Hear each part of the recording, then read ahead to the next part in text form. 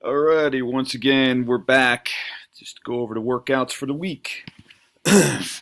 Congratulations on everybody that was able to participate in the last 5 weeks of training. We were able to do the 17.1 through 5 of the CrossFit Open 2017. Get your scores in so we can validate. And if you have to do a redo or get it in, you have until Monday, the 27th, which is tomorrow. Real quick, let's go over the workouts. A couple things I wanted to explain real fast if you didn't already know. Number one, you've seen that we're doing another strength cycle. We're going to probably run this out for about an 8-week period. And to the most part, it's Mondays and Thursdays are dedicated to either a squat, then a press, then a hinge movement. So the squats are a front squat, back squat. As you can see, the press is going to be bench press or shoulder press. And if you are doing a shoulder press, make sure you're not driving with your legs. It's a strict shoulder press over the head. Lock it out on the top. And then lastly, the hinge movement is basically a deadlift. We usually do conventional, although there is a bunch of cheaters out there that do sumo style. So I'm totally joking about that. Unfortunately, a lot of people can't really do a sumo style because of lack of, well, it could be a variety of reasons, but for me, it's very difficult because of hip mobility issues. And anatomically, you really want to have a long torso, short legs to do sumo style.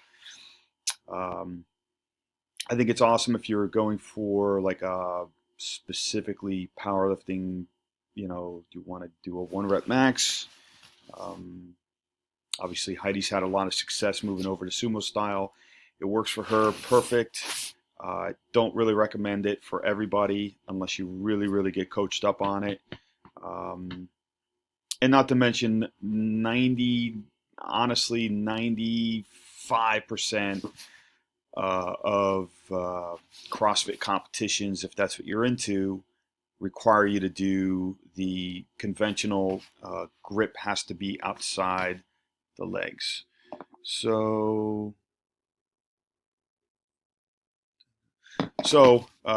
getting back into the program for the week. Let's go start off with Monday. So as you can see, we're going to do 5x4 at 85% of your 1 rep working max. You should know that by now. If not, get with your coach. So if you started off doing front squat, do the whole program with front squat. If you start off with back squat, do the whole program with back squat. Front squat is more for if you're looking to get better at Olympic weightlifting because that's the receiving position of the clean. Back squat is just pretty much overall strength and power. So you're going to have about 15 minutes to do 5 sets of 4 reps. You really only want to be resting about 2 minutes between these attempts. And it's not a build up. It's basically whatever weight you get to, that's 5 sets of 4. So if you've seen a 4, 4, 4, 4, 4, that means you can build up and kind of go heavier each round. Make sure you get a good warm up in. Obviously, you're going to do a couple with just the bar and then build up, until you kind of get your central nervous system fired. Depending on what time you're training, in the morning or in the afternoon or even in the evening, there is obviously some contributing factors to getting your body to fire up and feel as if the weight's not that bad. If you notice, some days you walk in and you put a bar on your back and you start squatting, you're like, holy crap, this is heavy. That's because your body's not ready, your body's not prepared. It's kind of, some people are a little bit more resilient than others and it doesn't take a lot of warm up.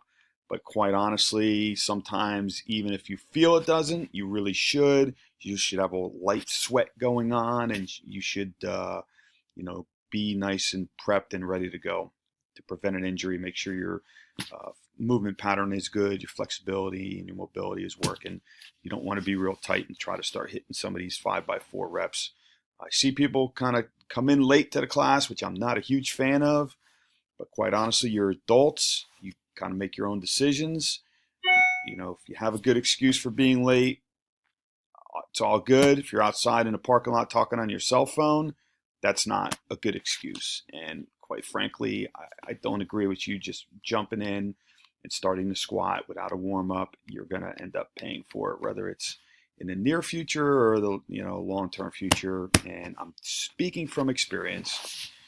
So let's go on to conditioning, because I'm ranting a lot today. 4-time. Probably going to have to cap this with some people. Probably not, but basically we want to make sure you're not running into too long with it, because you want to get your cool down, stretch, and all that stuff in, because that's important as well. We only have an hour to work with here when you're doing the group fitness classes. So 4-time, 42 calorie assault bike, 21 clean and jerks. We have 2 weights, 95 or 65 for RX, 135, 95 for RX plus. So, you kind of got to pick and choose, where you're going. You can modify the weights if you're in between, kind of like I am right now. I may do 115 on this, instead of 95 or 135. I may see people that want to just go ahead and do either 65 or 45. Nothing wrong with that, but these clean and jerks are supposed to be relatively fast. You're not supposed to be sitting there looking at the bar for a long period of time. Unbroken would be phenomenal, but you know what? If you're not getting them unbroken, it's all good. Just make sure that you're breaking them up into, sets of 7, pretty good sets. If you're doing 1-2 at a time, you went too heavy. Your coaches should be basically explaining that and telling you, listen, we're trying to get a certain stimulus here. This is more of a conditioning session than a strength session. So if your 1 rep max on a clean and jerk is 155 and you're in there doing 135, there's a problem. Once you get through all the rep scheme and all that stuff, enter your time in the Wodify, you're good to go. We do this workout again. That way you can check and see what it was, what your time was, see if you're getting better. It's always good to check on your performance and make sure that you're advancing. Going into Tuesday, everybody likes to do the rope climbs. So, we're going to start trying to add in some more skill work here and there. So if you're not able to do a rope climb, there's progressions. You can sit on the floor and pull yourself up with the rope. Even if you have to, just focus on, pull-ups for now to kind of build that strength. If you're not able to do a pull-up, one good progression that's really good is either getting up on the a box so you're at the top of the pull-up position and do an eccentric movement, which is the negative. So lower yourself slowly as possible. That's how you're going to build strength.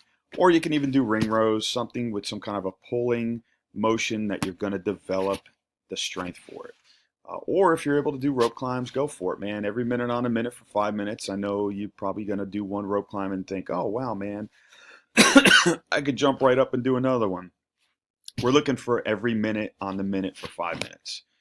If you're really a badass, then you could do a legless rope climb every minute on a minute for 5 minutes. This is skill work. This isn't like a training session. This is to make you better and more efficient. So you're going to try to get better at this. You're going to try to work on your technique. The coaches are going to try to say, hey, listen, try it this way, or you're not pinching the rope between your feet good enough. Try to dig it in there more. Point your toes upward. Kind of create that little gap, that little area there where you can pinch the rope. Moving on, we're going into a lift. 5-minute EMOM again, so every minute on a minute. And it doesn't have to be perfect. If there's a large group, we understand it may not necessarily be every minute on a minute, but you're not going to be sitting around waiting 2-3 minutes between each set. So we're looking for 3 hanging power snatch. So power is basically not going into a full snatch or a squat snatch, however you want to word it. I'm not looking for you to break any records. I'm looking for you to perfect your technique. So the coaches will be watching. They're going to be coaching you up every minute on the minute for 5 minutes. So it's a total of 15 reps. You're going to be doing 3 hanging power snatch. So that means you're going to bring it up to the hip, and you're going to do 3 of those. You're going to snatch it, back down to the hip, snatch it, back down to the hip, snatch it, 3 reps. Guys, you got 10s on the bar, 15s, man. Please stop dropping my weights. As you can see, we're losing a lot of 10s and 15s. I'm getting ready to do another order, and we're going to have a talk because I'm not going to keep buying all these weights because people are just dropping them. Most gyms, they don't even allow you to drop the weights. It doesn't matter if it's a 10, 25. It's different if you're doing 1 rep maxes or it's heavy. The 45s don't break so easy. The 25s don't break so easy, but the 15s and 10s, they're not made for high repetition dropping over the head. They're just not. If there's just 1 or 2, if there's 1 plate on the bar, it's just too much for the plates. If you have 2 or 3 10s or 15s, that's different. You can drop it. Going into Wednesday, our favorite day. We've done this one before, probably September of 2016. 45-minute AMRAP, Z1, which means that it's more of a recovery. But listen, if you haven't been here Monday, Tuesday, you're coming on Wednesday, you want to push it, go for it. So you got 4 movements: 1,000-meter row, 800-meter run, 50 double unders, 25-calorie Airdyne. This is actually air assault, not Airdyne. That's pretty much it. Lift on Thursday. Here we go. Undulated 5x4 at 85%. So you're either benching or shoulder pressing. Whatever you decided to start with, that's what you're going to stay with throughout the cycle. The complex is for the advanced only. 8 deadlifts, 8 cleans, 8 power, or 8 front squats, 8 shoulder to overhead. Not going to really get into that because the more advanced athletes that have a lot of time to train, they'll know what they got to do. But this is rough. Conditioning after the bench or shoulder press. It's a quick one. We don't need to be doing 20, 30-minute conditioning sessions all the time. As a matter of fact, the quicker ones are the ones that are going to be better for you. The ones that have forced rest are even better. The ones that are percentages are even better. Let's just go with this 7-minute AMRAP. 10 power snatch, 75 or 55. It's light. Or 95 or 65 for RX plus. 5 toe to bar for RX, and then 3 bar muscle ups for the RX plus. Guys, watch the grip on this. Watch the tears. Extra credit, which basically means you're going to go on your own, set up a prowler, and do a 400-meter prowler push. A 45 on each side would be 90. A 25 on each side would be 50. Going into Friday, deadlifts 4x10. So it's 4 sets of 10, like every 3 minutes. You're going light. You're going to like approximately 50 or 60% because 4x10 reps, a lot of reps. Your body starts fatiguing a little bit. We don't want you to fatigue too much and lose your form on the deadlift, because that's when you have a high probability of pulling your back out. You don't want to do that.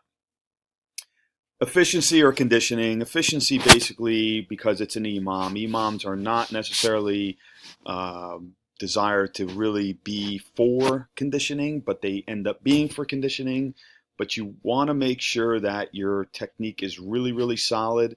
And it's very simple because now you got your forced rest. You know you have a minute to get a certain task done, and then you're moving on to a second station. So the first one is Russian kettlebell swings.